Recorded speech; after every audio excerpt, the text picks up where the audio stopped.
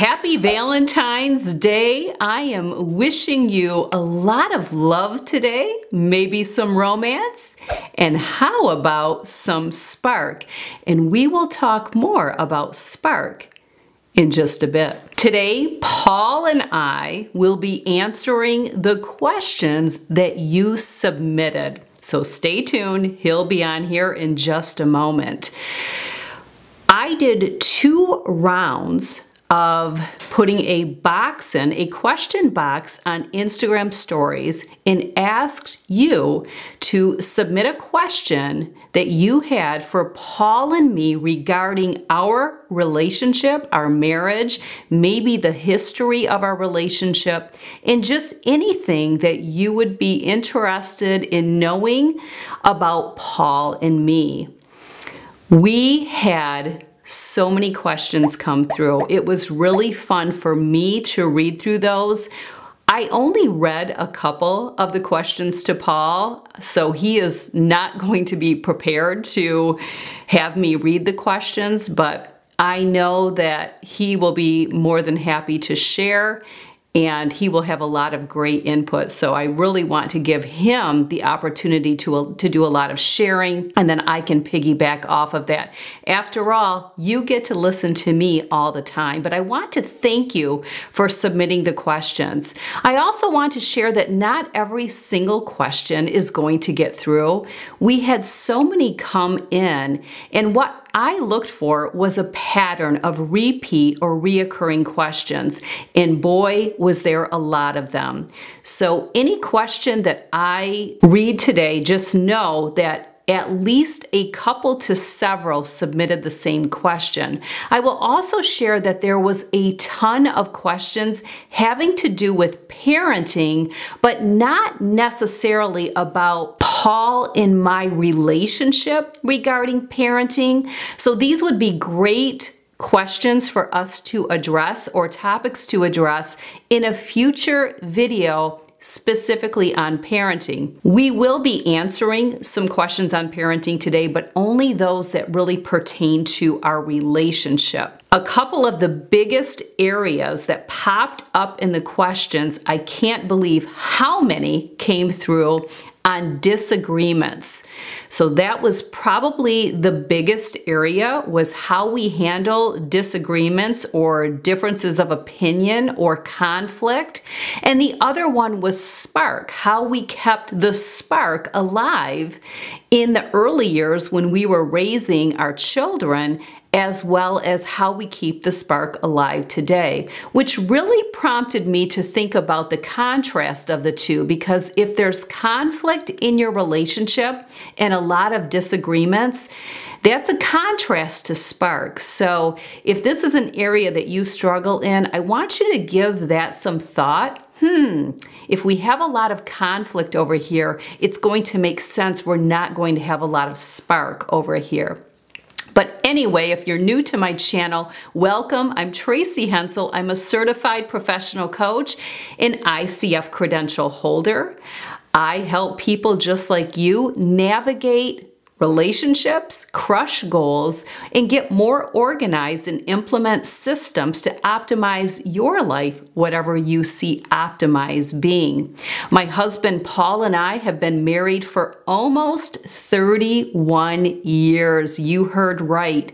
We have 5 beautiful daughters ranging in age from the oldest being 29 and the youngest being 17. We only have 1 child still in the home, and that would be our 17-year-old Chloe. Many of you know her as Pips. She's a junior in high school, and she also attends college while in high school, which is great. And that's going to fall into parenting questions in a future video, because we did have a lot pertaining to teens and college and cars and all of that type of stuff.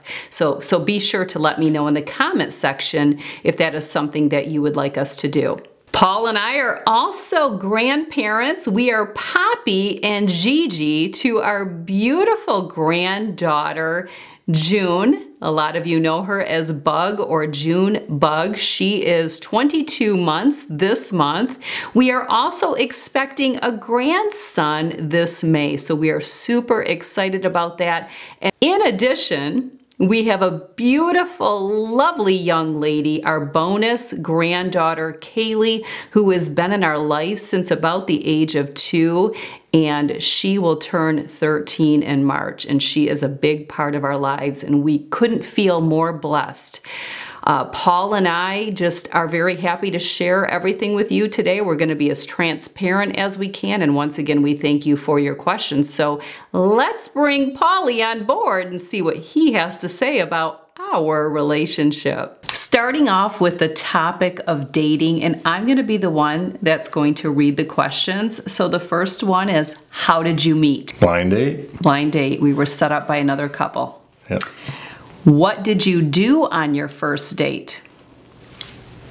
I'll let you answer that one. Well, the couple and Paul picked me up at my house. I was living at my parents', and we went to a comedy show. And from the comedy show, we went dancing, and it was a late night. Maybe we closed down the nightclub, not really sure, and then we went out for breakfast. I will just share that we didn't have a positive experience on our first date. Not going to elaborate on it here, but clearly it all worked out. What was the one thing when you met that you knew you had found the right person?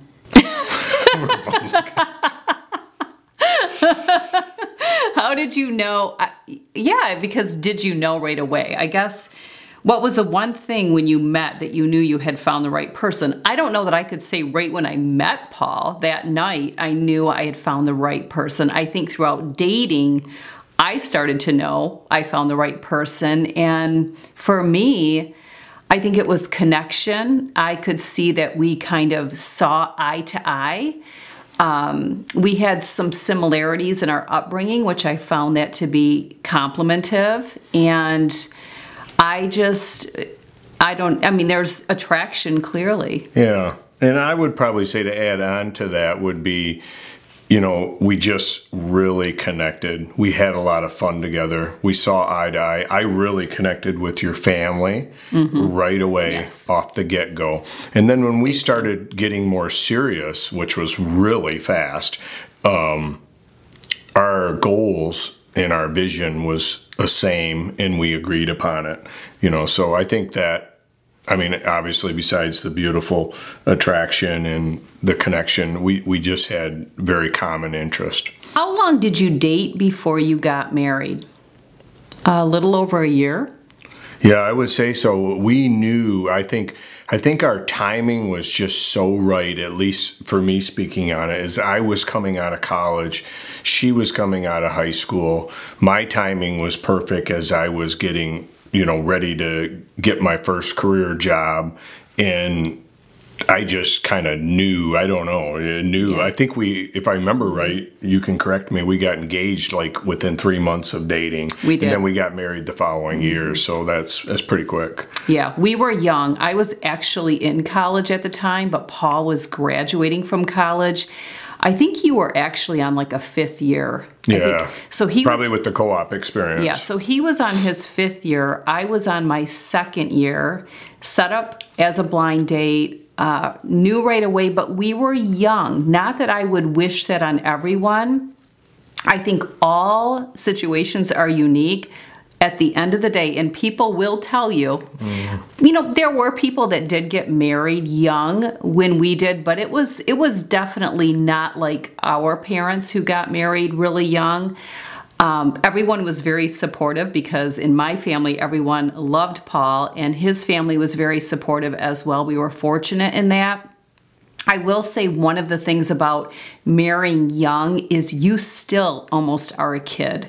And so you grow together, which can be a positive. So it can go either way, marrying young, and every relationship is unique. There's no right answer to this. Yeah. Clearly, it's worked out for us. Not that it would for everyone, but it certainly did for us. And we kind of grew up together, if that makes sense. Did you get married in a church? Yes, we did. Yes, we did. We got married in a Catholic church, a large Catholic church that Paul actually grew up attending. Paul grew up Catholic. I grew up Lutheran. We are both products of parochial schools. We both grew up in the church. Paul was very involved in the church. His family was very involved. He was an altar boy. I converted to Catholicism while we were dating, and we knew that we wanted to get married in the Catholic Church, and that's what we did. Did you go anywhere on your honeymoon? Yes. Nothing fancy? Nothing fancy. We were just starting out. We were young, as Tracy was saying. We stayed local, right in our home state, went to a nice resort, and had a great time. Yep. I believe we went on a cruise the following year, before we had kids. So the following year we did do a cruise, but I still would never consider that cruise to be our honeymoon. Our honeymoon was where we went the day, the day after our wedding. Yep. Yeah, after we did Yep. gift opening. Yep. Did you and Paul have the same vision for the future? Absolutely. Yep. I think there was no doubt about that when we were dating and we were engaged and we were discussing our future, primarily around children, raising a family. You know, one of the things that was important to me is that Tracy was willing to stay home and raise our kids and put that attention and focus on that. She really wanted to do that. She agreed to that. Yeah, I would say 100% vision. I would say so too. Clearly. You're going to hear that a lot. Did either of you come into the relationship with a lot of debt? No, I don't think so. No. I will say this. So, no, but Paul did help me. So when I met Paul, he already had a secure job. He had worked co-op in his college years, and the corporation that he worked co-op for ended up hiring him. So he started out with a really good job, and he was already investing money. So I would say, again, we were very young though. He did come to the relationship in a better position than I did. While I didn't have any debt, and I will say a lot of our upbringing, debt was not, there was no debt in either of our upbringing. So debt would be very foreign to us. Credit was not a thing. Right. Our parents paid cash for their homes. I mean, they paid cash for their cars, both of us. We came from that same perspective.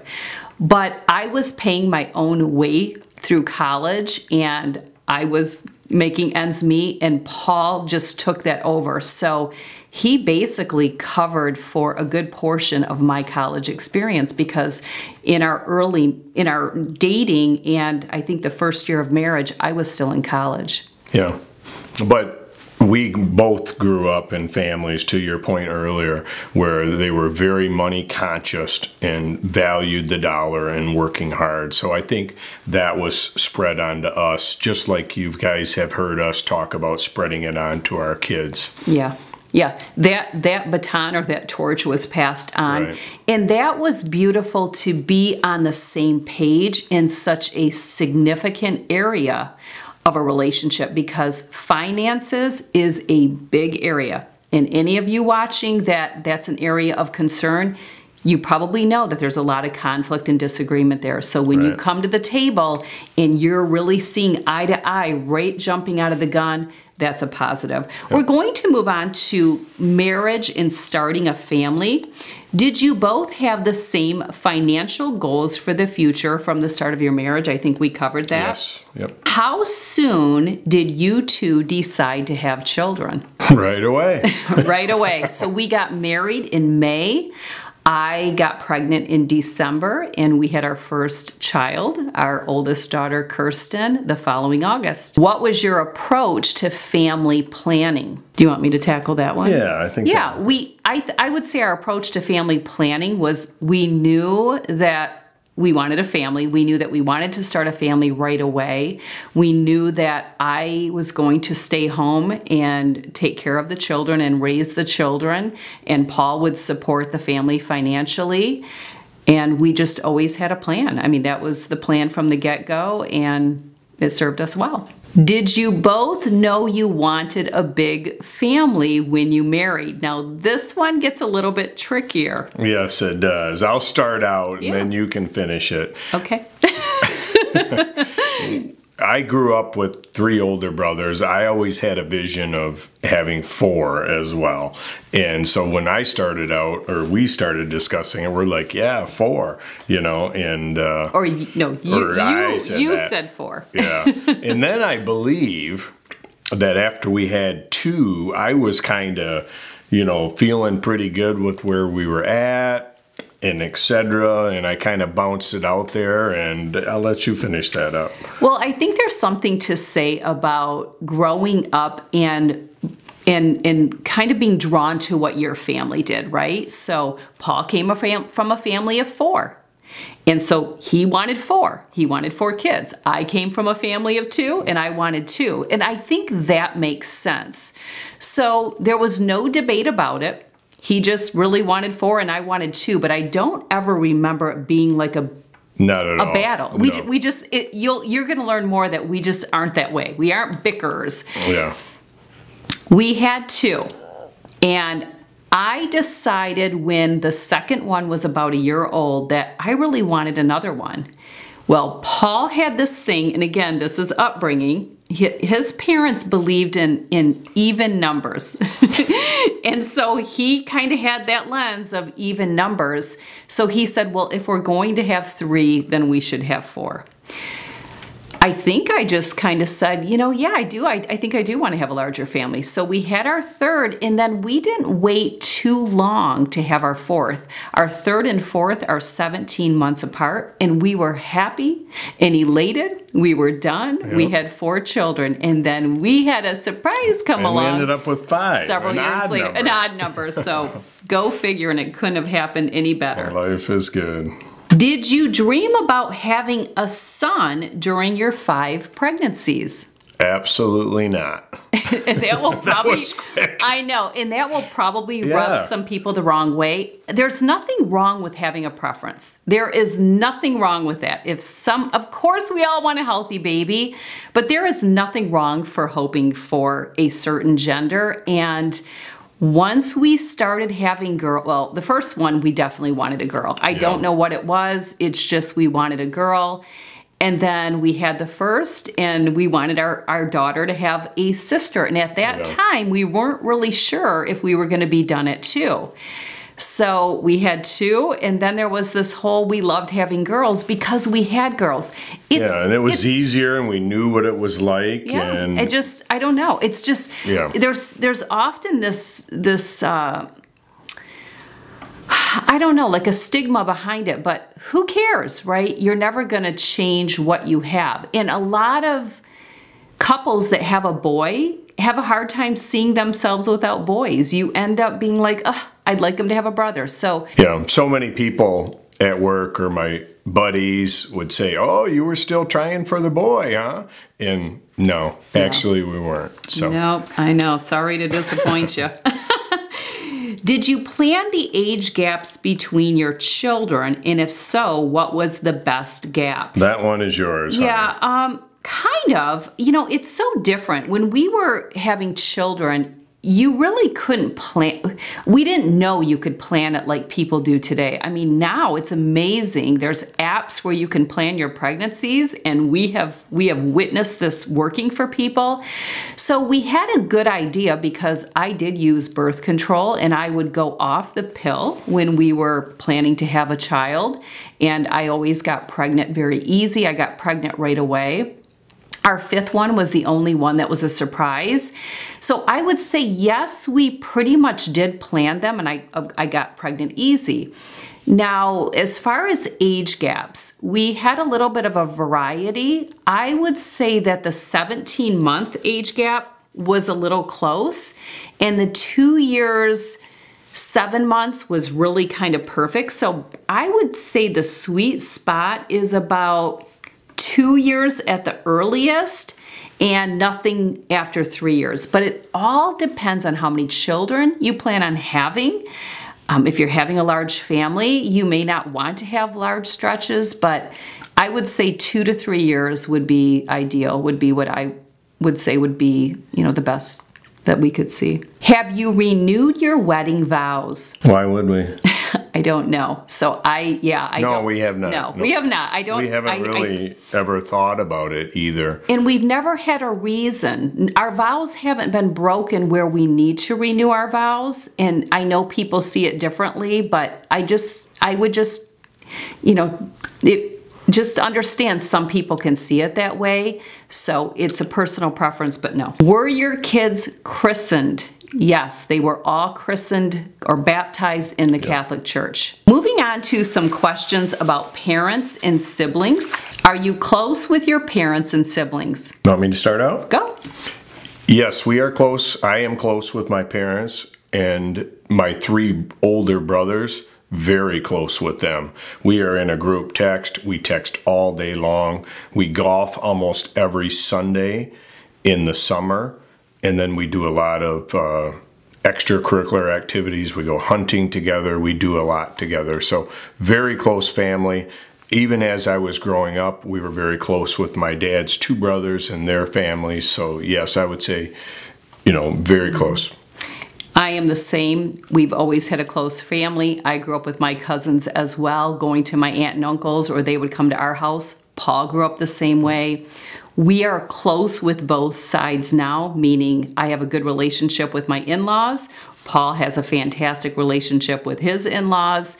I get along with all of my brother-in-laws. I absolutely love every one of them. They are just amazing men, and I get along great with their wives.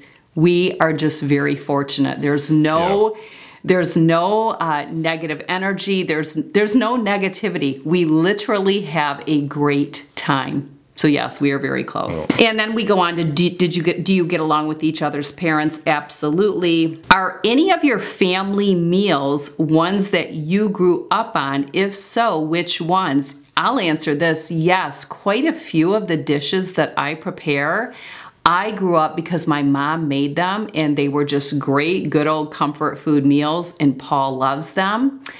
I make a couple of things that his mom made for him growing up. So definitely. Have you ever experienced interference in major life decisions from older family members? I can't think of anything. In our families, our parents and our siblings, we don't meddle, I guess is the word, into each other's lives. So no one is telling you how you should do something. Basically, when you leave the home, your spouse is who you make your decisions with, and everyone's very supportive. And I would say all the couples in the family kind of keep their personal business to them. We wouldn't know everything going on from a personal level with our siblings. And I think it's kind of a wonderful setup. Yeah, I think it's a good space to have. I mean, certainly my brothers would ask me for a little bit of feedback. They'd ask a question, but all of their major decisions are kind of kept inside their family and respected. How did you decide which side you would spend holidays with? And I'm guessing this is when we were raising our kids. Yeah. We just always did what was best for us, and we split things pretty evenly. So we've always done Thanksgiving from before we were married. When we were dating, I could tell that Thanksgiving was the big holiday for his family. So I said, let's just do Thanksgiving on your side. We did Easter on my side of the family because it would have been too much traveling and driving to try to accommodate both families. And then for Christmas, it was just divided up. My parents are divorced, so we kind of had 3 sets of parents that we had to devote our time to over like the Christmas season. But again, this was never an issue. Our families always came from the lens of you do what's best for your family. And we're just, again, very fortunate. Yeah, and I always felt that it worked out really well. I never, as I look back thinking at it as you're talking, I don't remember there being any conflicts with this at all, and it worked out fantastic. Yeah, and we pass that on with our own children. We don't have rights to them. Yeah. If we're hosting a holiday, we don't have any rights over top of their spouse's family. It's, hey, whatever works for you, just let us know. We're good with it all. We support you. None of that, I call it a power struggle more than I do anything else. And I know if you are in a blended family, maybe you have a divorce and you have children with someone else, and I get that all of that is going to be a little bit more challenging. We never experienced that. Moving on to raising a family the busy years, and a lot of questions came through on this category. Did you implement your parenting skills from either set of parents or a combination of both parents? So this would mean, did we implement what my parents did or what Paul's parents did, or did we create our own parenting system? I think this one's going to be up your alley. Okay. I can't, for me, I don't feel like we implemented either one, but Yeah. I'll let you Yeah. speak on it, you know. Agreed. I would say that there was a lot of similarities in both of our homes. We did not come from home environments where we were spoiled. Right. We worked. We had to have thick skin. Okay, Paul was raised in a home. You suck it up. You get the job done. You don't have to like it. And I was raised the same way. I think all of that helped because we are both extremely hard workers. We place a lot of value in hard work. And, you know, our parents, their marriages were similar in nature, how they ran their households, how they managed their finances, how they took care of their belongings. We grew up in similar style homes. Everything just kind of complemented, but we created our own parenting style. But again, you have a couple that came together with similar upbringings. Yep. How did you make time for each other when you were in the busy season of child rearing? I'll chime in one thing. I didn't work. Now, and I'm not saying I wasn't one busy woman, because I was. We had 5, so I was very busy, especially with the first 4, because the 5th one came a little bit later, and I did start working when she was 2. But it helped that I didn't work, so we were never working around another person's work schedule. Paul got out of work early in the day, so we had evenings that we could do things, and that created time even for us. And I didn't have vacation time I had to worry about. Everything was to accommodate his schedule, and we had fun together. So I think for a lot of couples, they have to put a lot of effort in to create time to do things together, to cultivate their relationship. Because Paul and I, even during those years, we enjoyed one another. We didn't have to work so hard. So even some of these questions, it's almost hard to answer because I don't remember it being an issue. I don't remember having to sit down and talk about it or it creating stress on our relationship. But it probably helped that we weren't juggling around 2 working parents too. Yeah, that's a good point. Here's kind of a spin-off. How did you handle spending time together alone at night with young kids in the house? And again, I could kind of chime in on this one. Paul got home from work at a pretty early time during the day. So even when kids were getting home from school, he was getting home from work, which was great for me because I got that little bit of time away from having to take care of the kids because he would be active with them. We also were very busy with nighttime activities once the kids got to the age where they were involved in things. So Paul coached many of our kids in different sports that they were in. So that kind of took up those hours. But we honored our bedtime because his day started very early with getting home so early. And I stayed on his sleep schedule, even when we had small children.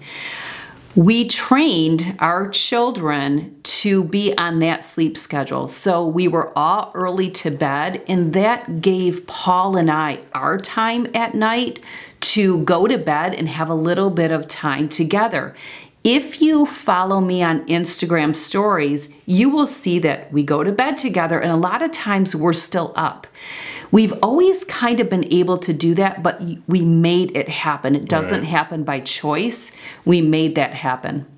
Another thing I was thinking of as you were speaking is that the time, I was very fortunate to get out of work early, because at that time I would get home about the same time the kids were getting home from school. So a lot of times we had our family dinner together right there at the island, and it might be 3 o'clock, it might be 3:15, but it was all right in that same time window. And I remember watching the kids, they'd come through that door, through the garage, and the first thing they would do is look on the island for is there food over there? What was set out for dinner. Yes, yeah. They have great memories of that. That was so we had a really good timing, really good schedule set up. Yeah, definitely. Did you vacation as a couple while raising your family? If so, how did you make that work? I would say no, we really didn't. I remember us being all about the family, and if we did something, we did it with our kids. I don't recall Tracy and I doing too awful much couples, either by ourselves or with other couples.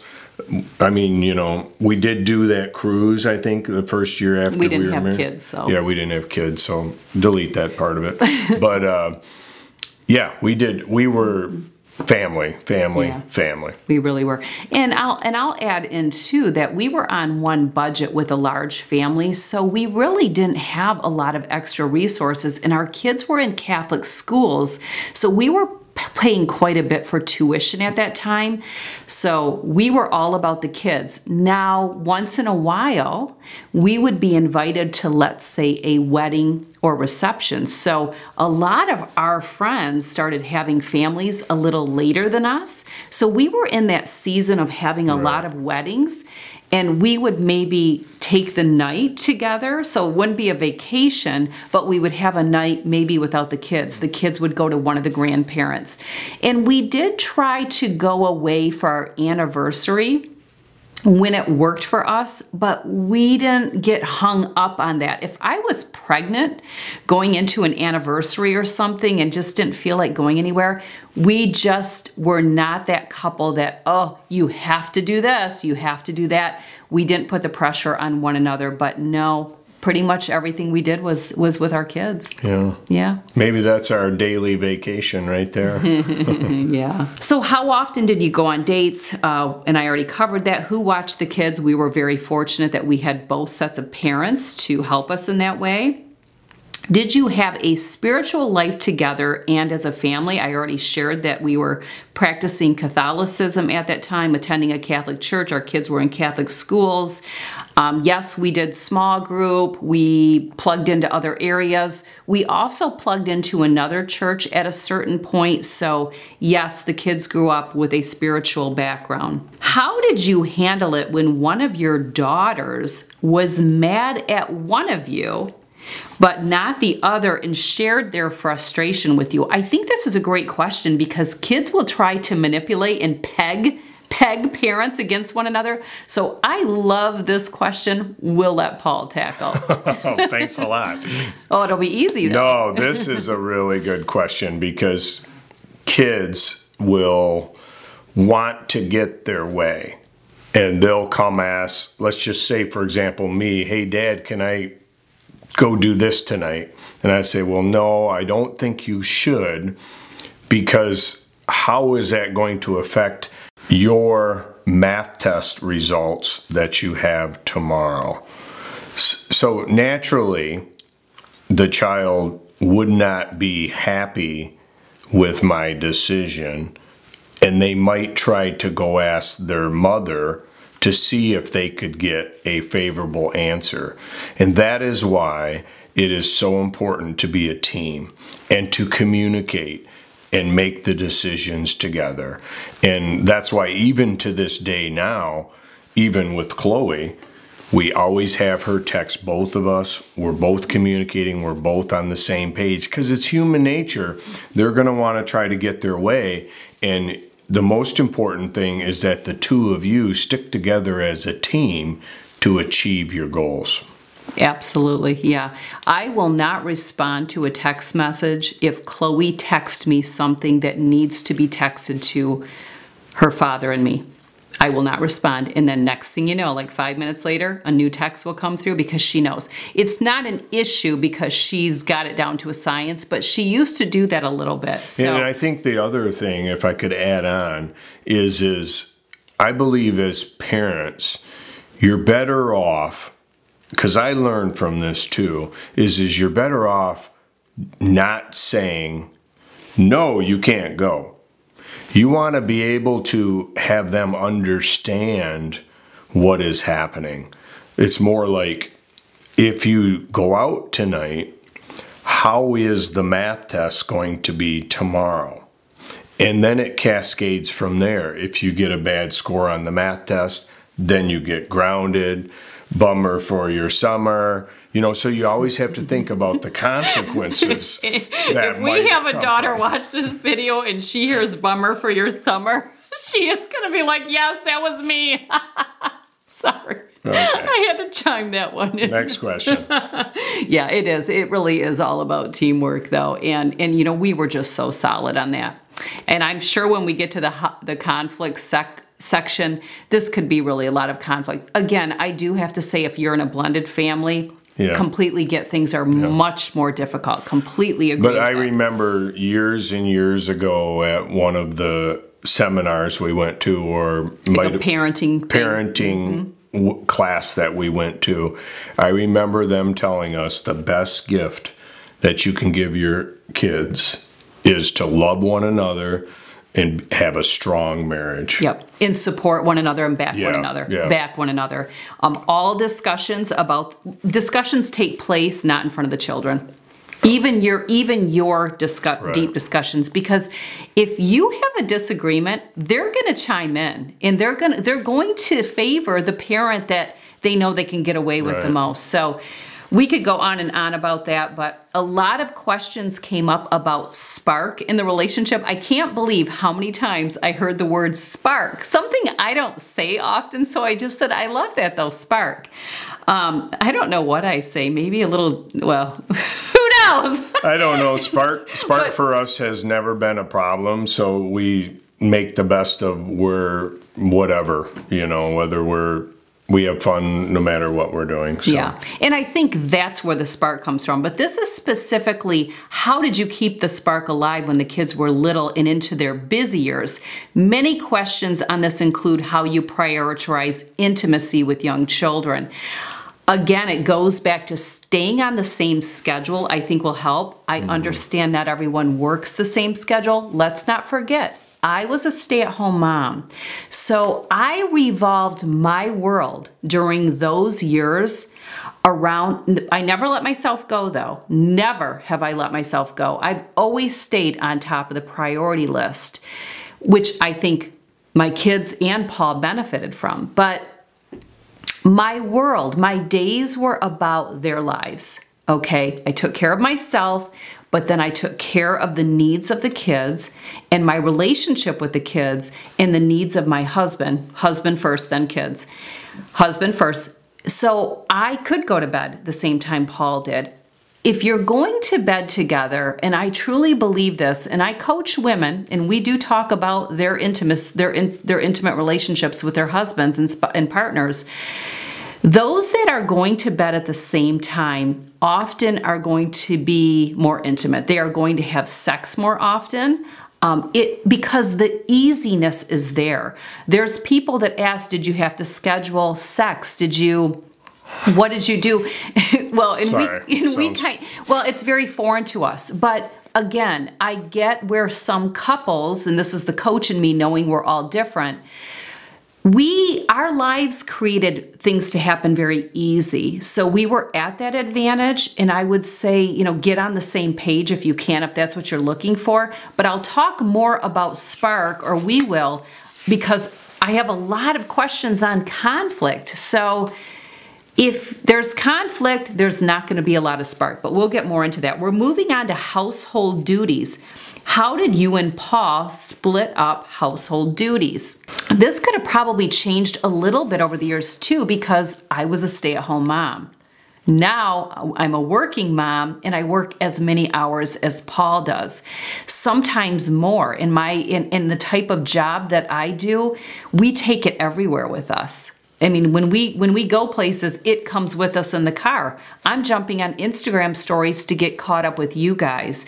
But during the early years when I was a stay-at-home mom, again, I truly tried to do as much as I could to make it where when Paul got home from work at 3, he could spend time with his children. And then after the children, now I get him, right? Because we would be off on our own quite early. So I would work my tail off, but the kids always had chores as well. So it was still a teamwork, and Paul was hands-on jumping out of the gate. And if we go back to dating, I knew this. When we were dating, I literally was like hands-on. Well, hands-on in a lot of ways during the dating year. But this man is hands-on. He is going to be a hands-on husband, and he is going to be a hands-on father.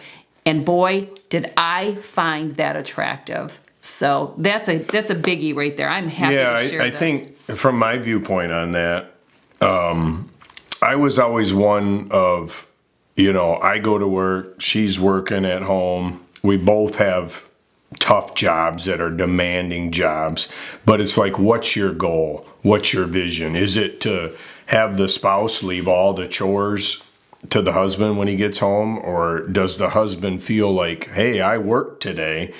When I get home, I don't want to do anything. But how is that going to get you closer to your family goals? So I was always one of just tell me what you want me to do. You run the household. You know what's happening throughout the day. Just give me a list. You want me to clean the toilets? I'll do whatever. It doesn't matter, because I want to be part of that winning team. Yeah. And what Paul just said is beautiful. And that is exactly who I married. So that if you wonder how did I know? I could see it. I could smell it. I could taste that this is the type of man this person is going to be, and that is exactly what I want. So it's been beautiful. Household duties is not an area of concern in this marriage, and it never has been. How did you divide housework? Okay, and who was doing what? Yep, whatever. There is no his or hers. Certainly some things Paul is much better at. Probably, I think sometimes men just have that advantage of like being able, I'm not saying I can't fix something, but they can carry heavier things sometimes. There's just things that they can do.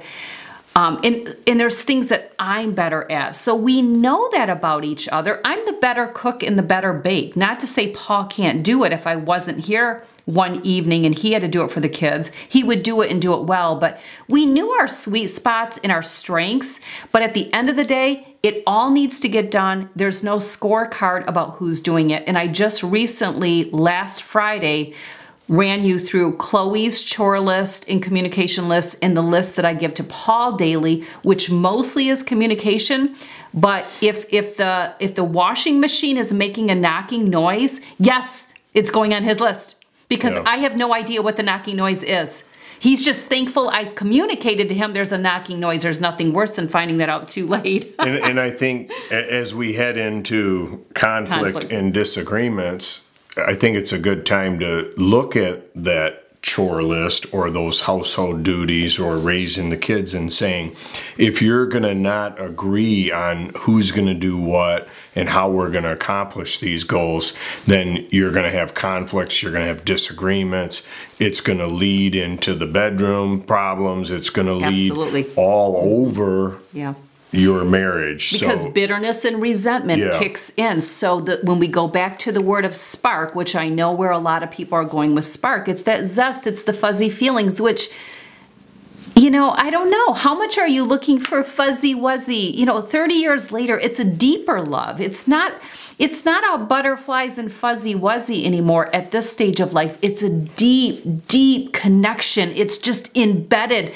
It's just in your core, right? Yeah. So that's why I'm just like thinking about spark. Are we looking for people doing cartwheels naked? No, it doesn't work that way.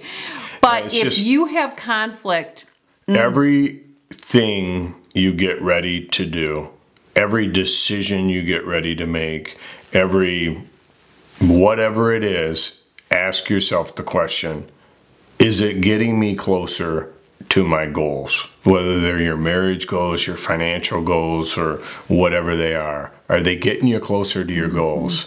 You know, if you don't listen to your wife, or you don't listen to your husband, or you don't do this, or you create conflict in there, you're not carrying your weight, is that getting you closer to your goals? Yeah. Something to think about. I'm going to rattle through the conflicts and disagreements because I feel like we addressed a lot of these, but we can rattle through the questions and then we can kind of summarize our response, because things like staying mad at each other for long, things like that. But basically it's like, how do you make decisions that you completely disagree about? So that means when Paul and I disagree with something, how do we come to a common agreement? Do we have quirks that get on each other's nerves? I do want to speak on the quirks. I bet you right now, if I told you some things that were quirks of mine about Paul, he would be shocked to hear them. You know why? Because who cares? So I'll give you an example. Coffee drippings are everywhere. Especially on Saturdays and Sundays. Like today is a Sunday. Coffee drippings just follow him. I don't know how they get there. Who cares, right? I bet you he would, I'm sure in our 30 years of marriage, he's probably thinking, really? Wow, I never knew that I had coffee drippings, nor that it annoyed you. You know why? It's peanuts. It's peanuts. And I would not want someone to look at all my little things that I do. Like when we leave the house, I literally take a whole office with me, and it takes me 3 or 4 trips to the car, and I'm sure it annoys him. I'm gonna leave it there because we just filled up a card and it shut off. So what do you have to say though? Because the conflicts, staying mad at one another, just having little quirks about one another. I mean, what are your thoughts on this? For me, I'm all about, you know, the old saying, is it going to matter in 5 years? Is it going to matter in 10 years? Is this going to get you closer to your goals? You know, I try to do things that obviously don't irritate her, like leave the coffee drippings or crack my knuckles. But you got to view these things. It all depends on what is your lens. Are you viewing it as she's trying to bug me, she's trying to ignore me, or she's viewing it as, are we trying to keep our house in nice condition? You know, once in a while I'll crack my fingers and she'll say, Paul, quit cracking your fingers. Do you think she's trying to nag me? Or do you think she's looking at down the road if I might have some arthritis and this might affect my golf game, you know, down the road? I love this thought. So it's just, how are you viewing this? You know, you know what I'm saying? Yeah. Save it for the big things. When the card filled, it cut me off and then things don't show up on the video. But one of the things that I shared is, if you went to make the mortgage payment and the money wasn't there, and you didn't touch it, that's something big, right? That's something big. Or, you know, you have to save it for the big stuff. The problem that we have and where the spark fizzles is all the little nagging that people do about, oh, you're gonna park the car there? Like, who cares where he parked the car? Let him park where he wants. Oh, you're gonna drive, you're gonna turn here? So what if he turns there? It's all these little things that, oh, you're gonna order that off the menu. It's insignificant. Yeah. Let your spouse be who they are, but too many people nag and pick, and that just takes a lot of energy, and that is just not something Paul and I do. We are also easygoing, and we are each other's cheerleader. We want to help one another, not be against one another. There's no scorecard. I mean, what do you have to add to that? You just want to have fun. And a lot of it's in your delivery. And it's, you know, hey, honey, you know, don't crack your knuckles or something like that. But it's just, a lot of it's in your delivery. And then the person that's hearing the delivery what's his open mind like, you know? So it's, yeah. If it's something more serious, once in a while I do have an area that I address with Paul that to me is a little bit more serious. But I don't come out in a nasty tone. I just remind him, don't forget that when I have something to share with you, while it may not be of interest to you, it is to me, because we toss that ball back and forth. Because that would be probably one of my biggest areas, is whenever Paul has to tell me anything, if he's watching a golf game or a football game, he'll be like, hey, Trace, oh, come here, watch this play. And I will literally run over and watch that play because I know that I'm supporting him and he's excited and I want to share in that excitement.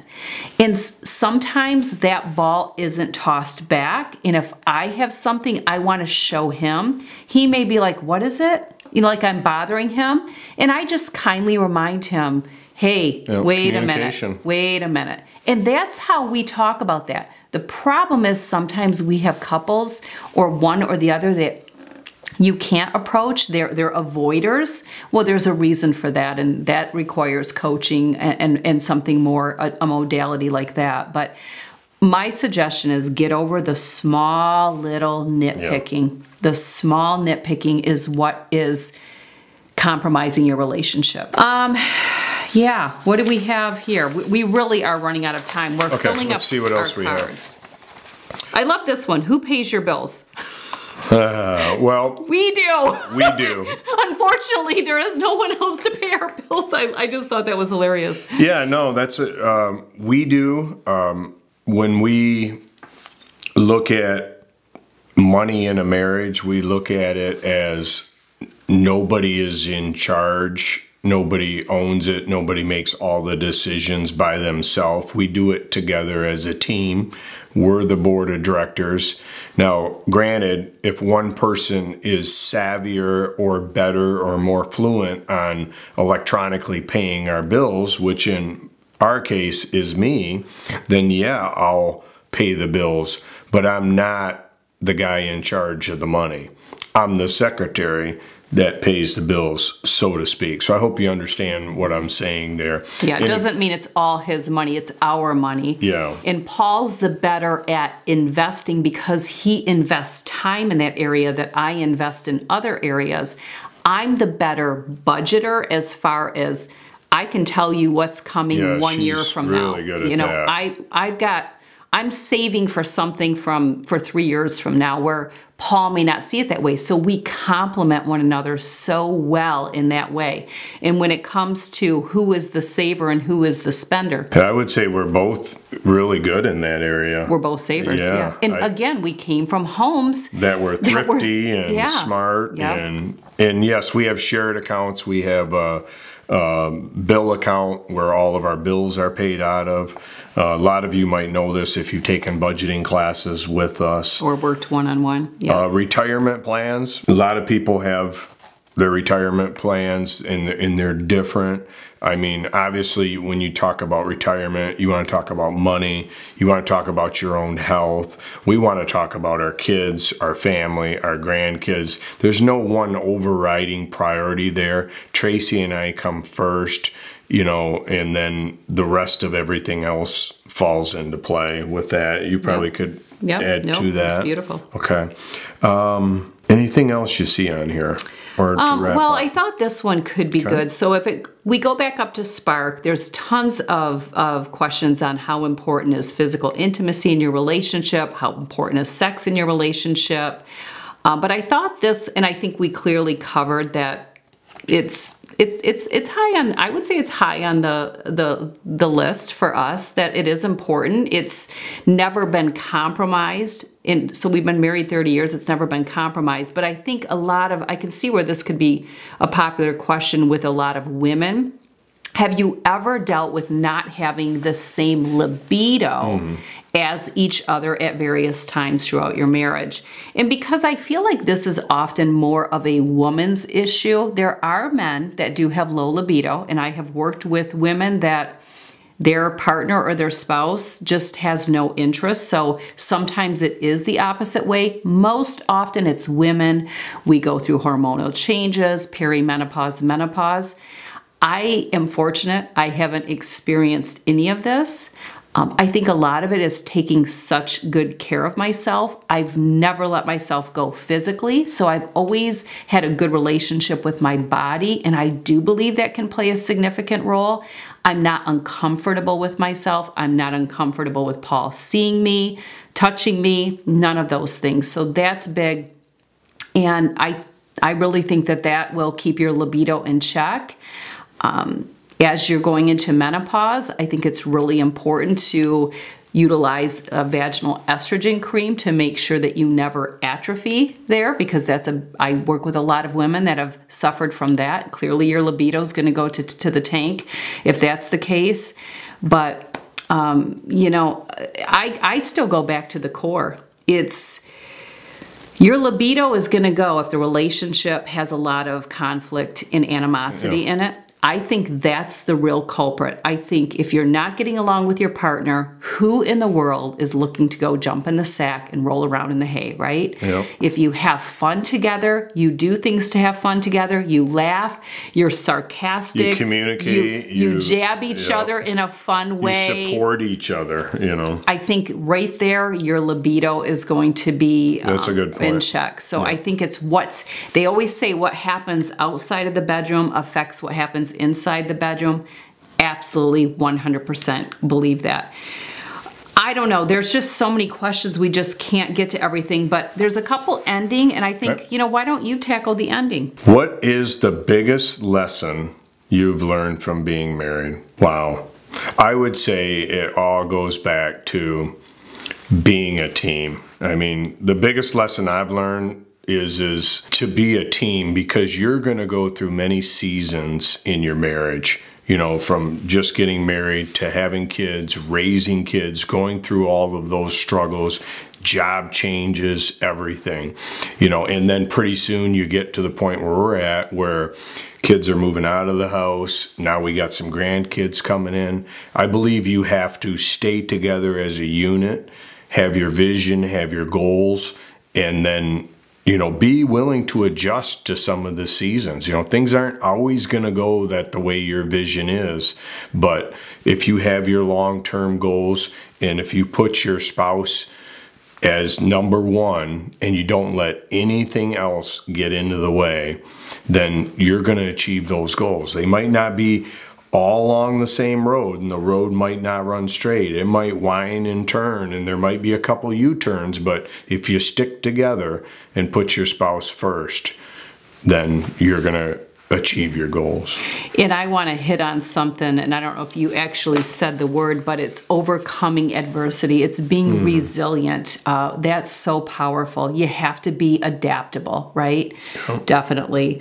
One of the things that I would say in closing that would be just solid advice, this is really prior to marriage. People can change certain things about their life. And we had a lot of questions on drinking, and I think we just don't have time to cover that today. And yes, I will say the drinking was a big issue in our relationship, but I was so resilient, and I had such a wonderful man that I would always, and Paul was always remorseful and would make up for it, but then we'd be right back where we were the following weekend. So it was definitely a big issue, but resiliency, being adaptable, being forgiving, and I learned, and there was a lot of lessons I had to learn throughout that process before we could nip that. And once we did, now it's like, wow, there is no conflict because we got rid of that big thing. But going back to when you're dating, you will get a feel. You will get a feel about the person you're with. Trust that feeling and understand that while, yes, certain things can change, I wouldn't rely on that. So we'll use the drinking, for example. Yes, someone who has a problem with drinking can change that later in life, but I wouldn't buy on that. I wouldn't make your decision on that. I would go from the lens that it probably won't happen, okay? So hopefully I'm helping some of you. The other thing too is what you're seeing dating is what you're gonna see later on. So if he's already self-centered, if you can already tell he's not a team, if he takes no accountability or responsibility for himself, red flag. If you think that will change later on, it won't. It won't. These signs are all early on. And I know this because I work with women all the time that will share something about their spouse, and I will say, wow, when did this get started? And they'll say, oh, he was this way when we dated. Really, you don't say. So expecting they're gonna change doesn't really happen. A lot of what Paul and I shared today is who we were when we came together. While we grew together, we still were who we were, right? And then we cultivated that. I knew he was a team player. I knew he was going to be a supportive husband and a good father and a good husband. I knew that. I felt it in my core. If you're feeling something that doesn't work for you, you're not going to be sitting here probably 30 years later being able to share a lot of the beautiful things that we shared. And if you are sharing, there's going to be so many years of bitterness and resentment, and it could have been prevented up front. This is a huge decision. One of the biggest decisions you will ever make in your life is the person you choose to spend your life with. Don't mess it up. Don't mess it up. Wow, powerful. It is. Happy Valentine's Day. Thanks for being here. All right. We'll try to get more content out. Don't forget parenting would be a great one, but we have to wrap this up. So many great questions. Thank you for submitting them, and everything will be in the drop-down box below. Take care.